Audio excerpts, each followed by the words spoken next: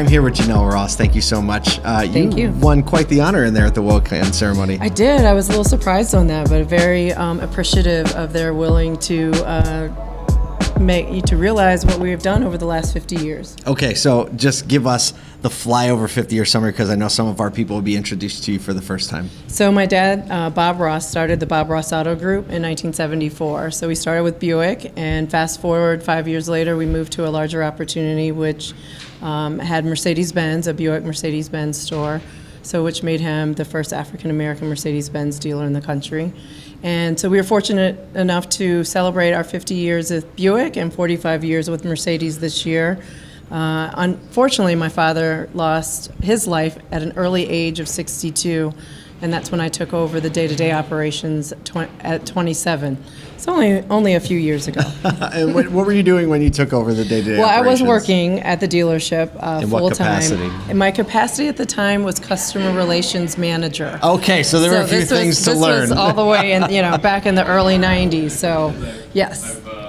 So you had to learn a few things. You really I learned leaned a lot, in. yes. What has the path of the group been from then to now?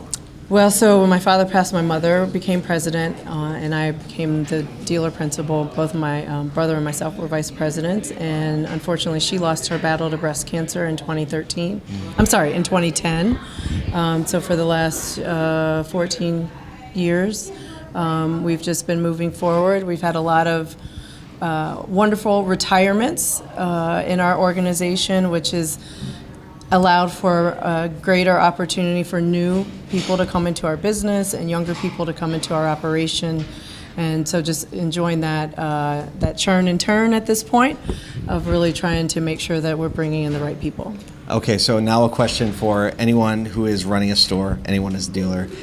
It's been a very tumultuous Very much so. 3 to 4 years, right? It's been a lot of Yes. up and downs. What's happening now? People who've been in the industry for a while knew that the great correction was coming. Yes. What are the things right now that you're leaning into, the opportunities and the things that even in the midst of all of this, you can look into and say, you know what, we still have big opportunity here, which is why we're focusing on it. Well, we still have a big opportunity, in my opinion, in fixed. And, sometimes we lose sight of that when things are going well on the variable side of things. But to your point of the correction, that's where we need to get back to basics. And fixed is a lot of time is that basic of making, yes, the front of the house has to sell the car, but it's the back of the house that keeps that customer, hopefully as a repeat customer.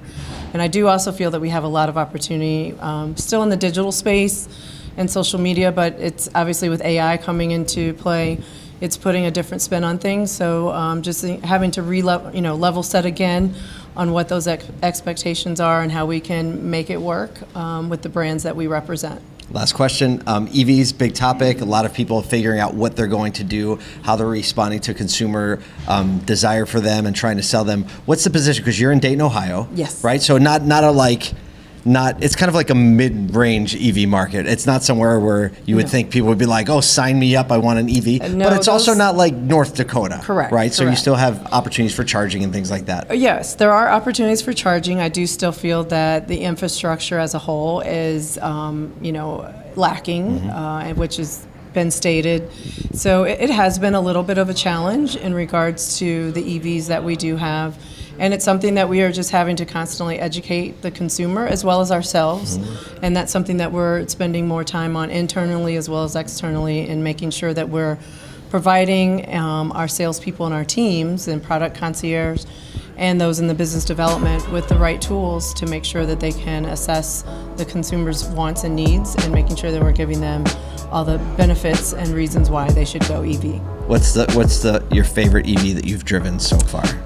I do like the EQS, but I'm also partial to the Hummer as well. Oh, it's a big vehicle. But two different, very different, but types very of fun. vehicles. But yes. Thank you so much, and Thank you. congratulations again. Thank you. Always good to see you.